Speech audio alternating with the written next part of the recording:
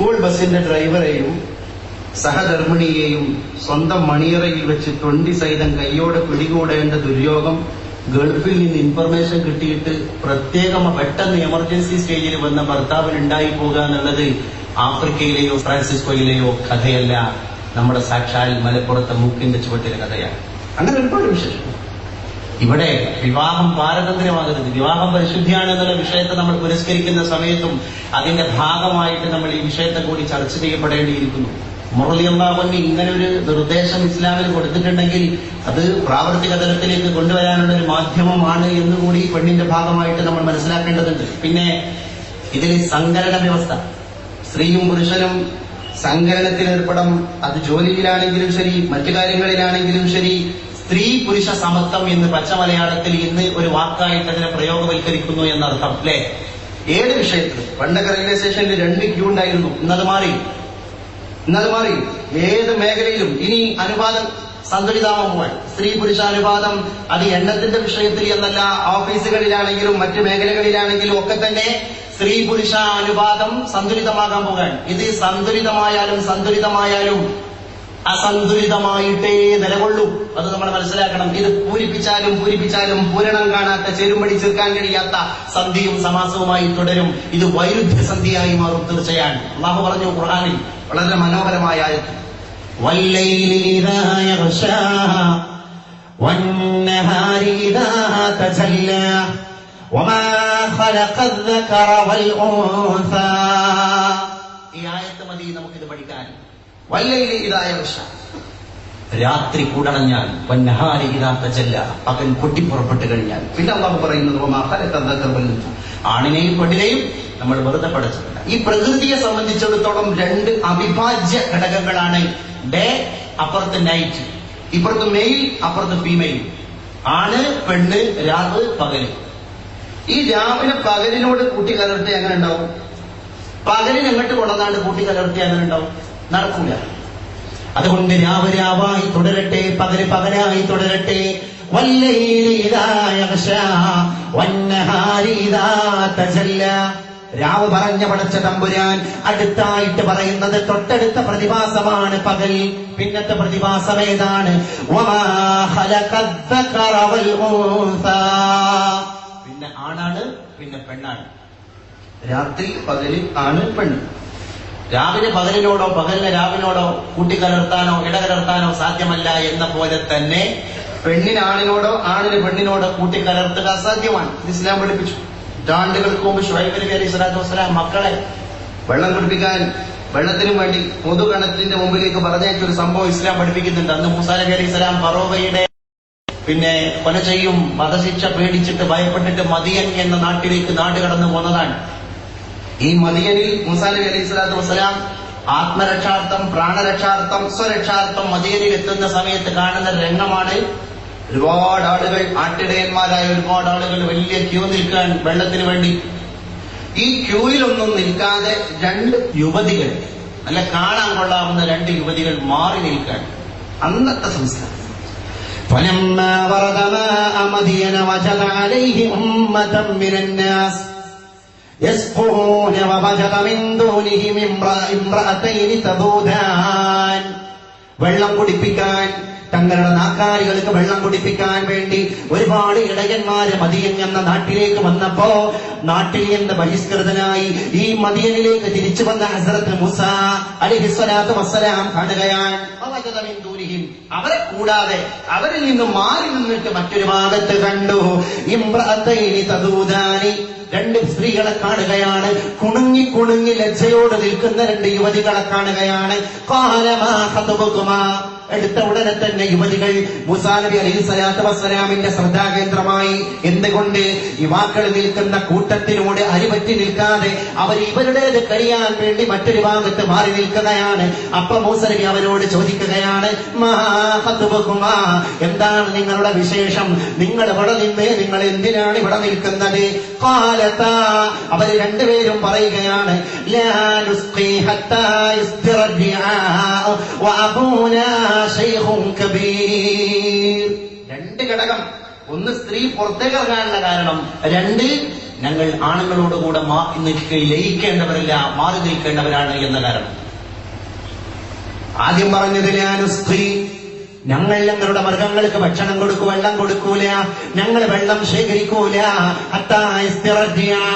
ഈ ഇടയന്മാരെ കഴിഞ്ഞിട്ടല്ലാതെ അവരോട് കൂടെ ഞങ്ങൾ ലയിക്കാൻ ആളല്ല. പിന്നെയോ ഞങ്ങൾ ഇങ്ങനെ ഇറങ്ങാൻ തന്നെ പാടില്ല. ഈ വെള്ളത്തിന്റെ ആവശ്യത്തിന് എന്ന് പറഞ്ഞാണ്ട് ഞങ്ങൾ ഇങ്ങനെ ഇറങ്ങാൻ തന്നെ പാടില്ല. പിന്നെ ഇറങ്ങാനുള്ള കാരണം അബൂന, ഞങ്ങളുടെ വാപ്പയായ വൃദ്ധനായ പടുകളവനായ ശുഐബ് അലൈഹിസ്സലാത്തു വസ്സലാം ശൈഖുൻ കബീർ, വളരെ വയസ്സായ മനുഷ്യൻ, അദ്ദേഹത്തിന് എണീക്കാൻ പോലും കഴിയില്ല. അതുകൊണ്ടാണ് ഞങ്ങൾ വരുന്നത്. ഈ ആയത്തിന്റെ തഫ്സീറിൽ മുഫസ്സിരീങ്ങൾ പറഞ്ഞു, സ്ത്രീയെ സാഹചര്യം ചിലപ്പോൾ നിർബന്ധാവസ്ഥയിലേക്ക് കൊണ്ടുപോകും.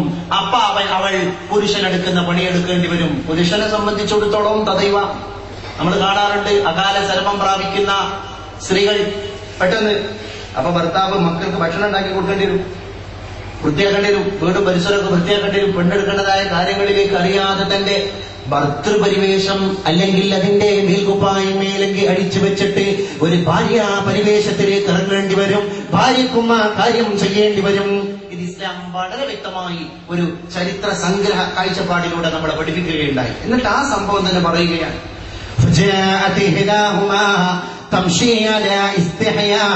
قالت إن أبي يدعوك ليجزيك أجر ما سقيت لنا. ഈ രണ്ട് യുവതികളും വെള്ളമൊക്കെ ഹസ്രത്ത് മൂസാ നബി അലൈഹി സ്വലാത്തു വസ്സലാമിന്റെ സഹായത്തിൽ അവിടെ ഇടപെട്ടതിന്റെ കാരണത്താൽ അവർക്ക് വെള്ളം നേരത്തെ ലഭിക്കുകയും സന്തോഷപുളകിത മനസ്സോടുകൂടെ അവർ തങ്ങളുടെ പിതാവിനെ സമീപിക്കുകയും ചെയ്യുമ്പോൾ വൃദ്ധനായ പിതാവ് ചോദിക്കാണ്, എന്തേ എന്നത്തേതിനേക്കാളും നേരത്തെ ഇന്നെത്താൻ കാരണം എന്ന് ചോദിക്കുമ്പോ രണ്ട് മക്കളും പറയാണ്, ഞങ്ങൾക്കൊരു യുവകോമളൻ, ഒരു ദൃഢഗാത്രനായ യുവാവ് ഞങ്ങളുടെ വിഷയത്തിൽ പൊതുപരിപാടിയായി ഇടപെട്ടു. അപ്പൊ ഒരു മകളെ പറഞ്ഞേക്കാൻ കാലത്ത് ഹിതാഹുമ, ആ രണ്ട് യുവതികളിൽപ്പെട്ട ഒരു സ്ത്രീ വന്നു. തംഷി, അവൾ നടന്നു വരുന്ന ഇസ്തിഹ്യായി, നല്ല ലജ്ജ, കുടുങ്ങിയ വരുന്നത്. കാലത്ത് എന്നിട്ട് അവൾ പറയാൻ, ഇന്ന അബീ യദ്ഉക ലിയജ്സിയക അജ്റ മാ സഖൈത ലനാ, ഞങ്ങൾ രണ്ടുപേർക്കും നിങ്ങൾ വെള്ളം കുടിക്കാൻ, വെള്ളം കുടിപ്പിക്കാൻ, വെള്ളം നിറക്കാനുള്ള ഒരു സാഹചര്യം നിങ്ങൾ ഇടപെട്ടിട്ട് ഞങ്ങൾക്ക് കിട്ടിയതിന്റെ പേരിൽ അതിന് പ്രത്യുപകാരമായി പ്രതിഫലമായി ഒരു സാധനം തരാൻ, പ്രതിഫലം തരാൻ ഞങ്ങളുടെ പിതാവ് നിങ്ങളെ വിളിക്കുന്നു എന്ന് പറഞ്ഞപ്പോ ഈ പെണ്ണ് തന്നെയാണ് വഴികാട്ടിയായി മുന്നിൽ പോകുന്നത്. പക്ഷേ സ്ത്രീയോട് മൂസാ നബി അലൈഹി സ്വലാം പറഞ്ഞു, ഞാൻ മുന്നിൽ നടക്കാം. അവിടെയും മൂസാ നബി അലൈഹി സ്വലാം ഒരു തെറ്റിദ്ധാരണ കീപ്പ് ചെയ്തു എന്നാണ് ചരിത്രം പറയുന്നത്. കാരണം ഞാൻ മുന്നിൽ നടക്കാം എന്നാ പറയുന്നത്. എന്നിട്ട് സ്ത്രീ ഇങ്ങനെ ശബ്ദം ഉണ്ടാക്കി കൊടുക്കുകയാണ്, മൂസാ നബി അലൈഹി സ്വലാം മുന്നിൽ നടക്കുന്നു. അവിടെ എത്തിയപ്പോ ശുഐബ് നബി അലൈഹി സ്വലാം മൂസാ നബിയോട് പറഞ്ഞതോ, قال إني أريد أن أنكحك إحدى ابنتي هاتين എന്റെ ഈ രണ്ടാൽ ഒരു മകളെ നിനക്ക് ഈ ചെയ്ത പ്രക്രിയക്ക് പ്രത്യുപകാരമായി വിവാഹം ചെയ്തു തരാൻ ഞാൻ തീരുമാനിച്ചിരിക്കുന്നു. ഏത് കണ്ടീഷനിൽ? അലാ അൻ തഅ്ജുറനി 8 ഹിജജ്, 8 കൊല്ലം എനിക്ക് ഇവിടെ വൃത്യവേല ചെയ്യുക എന്ന കണ്ടീഷനിൽ, എന്ന ഉപാധിയോടുകൂടെയാണ് എന്റെ ഏതെങ്കിലും ഒരു മകളെ നിനക്ക് ഞാൻ വേളുക്കാൻ സ്വാതന്ത്ര്യം തരുന്നത്. ഇവിടെ ശുഐബ് നബി അലൈഹി സ്വലാത്തു വസ്സലാം കണ്ട ഒരു ഹിക്മത്തും ചരിത്രം പറയുന്നുണ്ട്.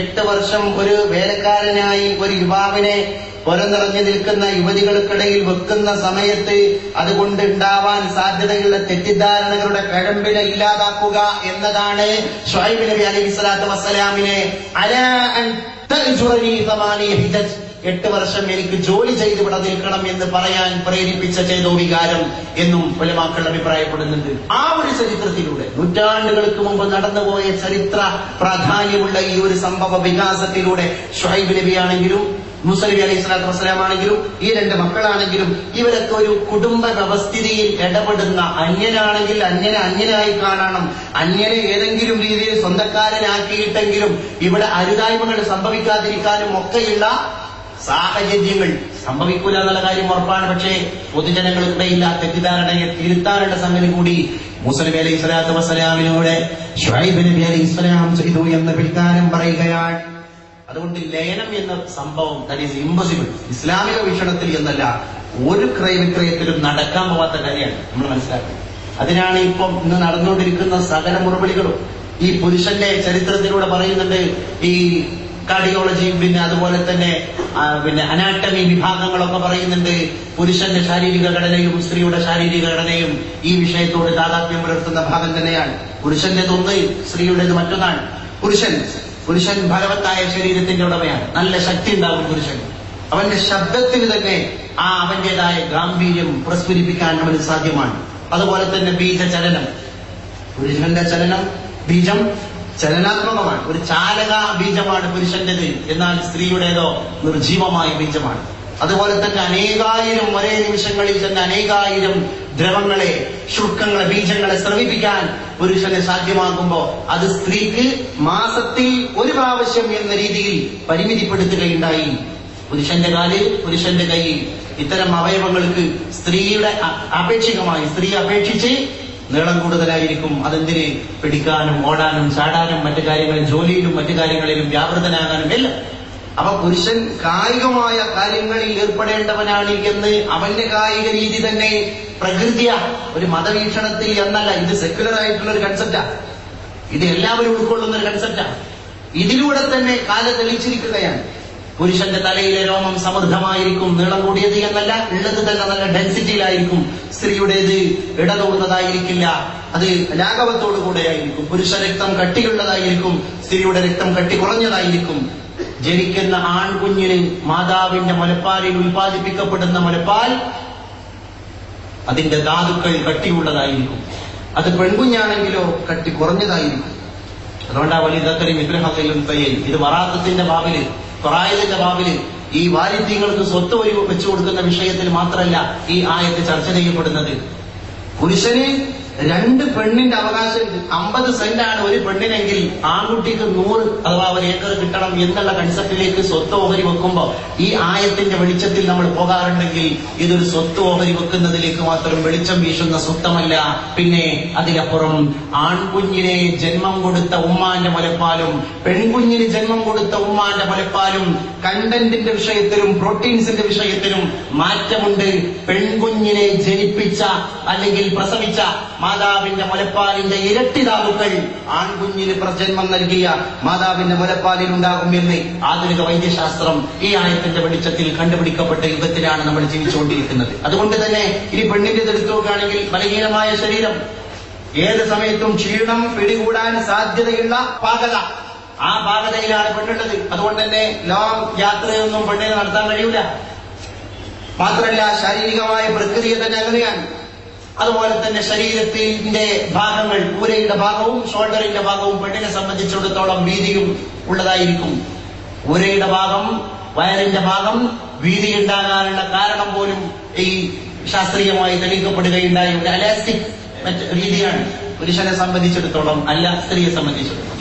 കാരണം അത് പ്രസവത്തിന് പെണ്ണിന് ബുദ്ധിമുട്ടില്ലാതെ സഹായിക്കാനും ഒന്ന് വൈഡാകുന്ന രീതിയാണ് അവരുടെ ശരീര പ്രക്രിയക്ക് പോലും ഉള്ളത് എന്നൊക്കെ സ്ത്രീയുടെയും പുരുഷന്റെയും ശാരീരിക വികാസങ്ങളുടെയും പരിണിതിയുടെയും ഒക്കെ താത്വികമായ കാര്യങ്ങളെ വ്യക്തമായി പഠിച്ചതിന്റെ ശേഷം ഇതുമായി ബന്ധപ്പെട്ട ബുദ്ധിജീവികൾ ലോകത്തിന്റെ മുമ്പിലേക്ക് സമർപ്പണം നടത്തുന്ന സാഹചര്യത്തിൽ ഇവര് തന്നെ വ്യക്തമാക്കുന്ന ഒരു യാഥാർത്ഥ്യം എന്ന് പറഞ്ഞാൽ അതൊന്ന് മറ്റൊന്ന് ഈ രീതിയിലാണ്. അപ്പൊ ലയനം എന്ന് പറയുന്നത് പിന്നെ ഇസ്ലാം പറഞ്ഞ പോലെ വിവാഹത്തിലൂടെ, പരിശുദ്ധ വിവാഹത്തിലൂടെ മാത്രമേ അവർക്ക് പൂർണ്ണ മാതൃത്വം, മാതൃത്വത്തിലേക്ക് കടന്നു പോകാനും യഥാർത്ഥ മാതാവാകാനുമുള്ള ഒരു അവകാശം, സാവകാശം ഇസ്ലാം ശരിക്ക് വകവെച്ചു കൊടുക്കുക. മറ്റുള്ള ഭാഷകൾ കേവലം ധാത്രിമാർ, മർത്യന്നു പെറ്റമ്മ തൻ ഭാഷ താൻ, മാതാവിൻ വാത്സല്യ ദുഗ്ധം നുകർന്നാലേ പൈതങ്ങൾ പൂർണ്ണ വളർച്ച നേടൂ. കേവലം നാഭിനാളത്തിന്റെ ബന്ധമല്ലായകയാലോതുന്നിതമ്മേ, ജീവിതയാത്രയ്ക്കു സാക്ഷിയാമൊക്കെയും അങ്ങോ കരിഞ്ഞതാണമ്മേ. എന്റേഹ പഞ്ചര നിർമ്മാണ വൈഭവായി എന്നെ സ്ഫുടം ചെയ്തൊരമ്മേ, ഞാനന്നു ചാരത്തുറക്കെ കരഞ്ഞെപ്പൊടെന്നെ പുണർന്നുള്ളൊരമ്മേ. കുട്ടിക്കാലത്തിന്റെ ഓർമ്മകൾ അമ്മയായാലും അത് സാക്ഷാൽ മാതൃത്വത്തിന്റെ പ്രതീകമാണ്. മാതാവ് മാതൃത്വത്തിന്റെ പ്രതീകം തന്നെയാണ്. അതുകൊണ്ട് ഇത് കേവലം നാഭിനാളത്തിന്റെ ബന്ധമല്ല എന്നാണ് കവി അദ്ദേഹത്തിന്റെ ഭാഷയിലൂടെ അഭിപ്രായപ്പെടുന്നത്. കാരണം മാതാവിന്റേതായ സ്ഥാനം ഇസ്ലാം വകവെച്ചു കൊടുത്തത് ഈ മേഖലയിലൂടെ മുഴുവൻ ഒക്കെ തന്നെയാണ്. അതുകൊണ്ട് പെണ്ണായി മാറുന്നത് ഈ യാഥാർത്ഥ്യങ്ങളെ നമ്മൾ പുരസ്കരിക്കുമ്പോഴാണ്. പെണ്ണിന്റെ യഥാർത്ഥമായ മഹത്വം ഇത്തരം വിഷയങ്ങളിലൂടെ കടന്നു വരികയാണ്. അതുകൊണ്ടാണ് വിവാഹത്തിലൂടെ പെണ്ണിന് പരിശുദ്ധി കിട്ടുന്നു. അവളൊരു മാതാവായി തീരുമ്പോ ആ മാതൃത്വത്തിന്റെ ഉത്തരവാദിത്ത ബോധങ്ങൾ പെണ്ണിനെ എപ്പോഴും ഒരു അടക്കം കൊടുക്കും, ഒരു ശാന്തത കൊടുക്കും. അതുകൊണ്ടാണ് വീട്ടിലെ ഏറ്റവും വലിയൊരു മനഃശാസ്ത്ര വിദഗ്ധനായ ഡോക്ടറുടെ റോളാണ് ഉമ്മ നിർവഹിച്ചുകൊണ്ടിരിക്കുന്നത്. അത് പലപ്പോഴും ആ മാതാവിന്റെ ത്യാഗം അങ്ങനെയാണ്. പ്രസവത്തിന്റെ ഭാഗമാവട്ടെ, എന്തിന്റെ ഭാഗമാവട്ടെ. അതുകൊണ്ടല്ലേ ഭാരതത്തിൽ